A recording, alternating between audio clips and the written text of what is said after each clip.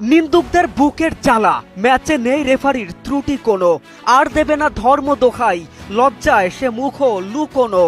সুইজারল্যান্ডের দুজনকে কার্ড দেখানোর বদৌলতে আর্জেন্টিনার 3 ফুটবলার দেখেছে কার্ড। অন্যদিকে ফিফা প্রেসিডেন্ট নিজেই সুইজারল্যান্ডের নাগরিক। নিন্দুলোকের মন্দ কথার শেষ জায়গাটুকুও রাখল না দুষ্টু রেফারি। নির্ভুল ও শতভাগ নিরপেক্ষ চোখে লাগার মতো রেফারিং যেন অজুহাতও কেড়ে নিল একটা পক্ষের। এ যেন মরার ওপরে খরার ঘা। দুর্দান্ত ম্যাচে সুইজারল্যান্ডকে 3-1 গোলে উড়িয়ে দিয়ে সেমিফাইনালের টিকিট কাটে লিওনেল মেসির দল। টানা দ্বিতীয়বার সেমিতে ওঠায় ট্রফির স্বপ্ন আরও বেশি জোরালো হয়েছে। আর্জেন্টিনাও সগৌরবে এগিয়ে যাচ্ছে। তবে নিন্দুলোকের মন্দ কথা, আর্জেন্টিনা নাকি রেফারির সহায়তায় টিকে আছে টুর্নামেন্টে, ফিফা নাকি তাদেরকে সহায়তা করছে। অথচ ফিফা প্রেসিডেন্ট নিজেই সুইজারল্যান্ডের নাগরিক।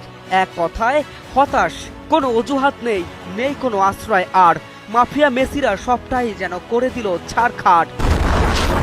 হিউস্টনে রকিং টেস্টি, সীমানা ছাড়াও নিজেকে হারাও। একটু ম্যাচে ফেরা যাক।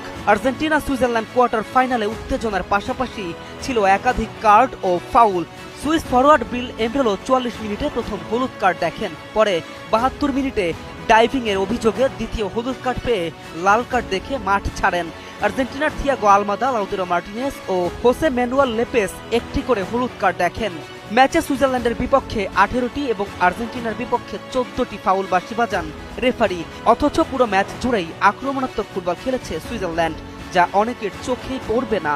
অবশ্য সবকিছু সবার চোখে পড়েও না। K M Rafin, news 24।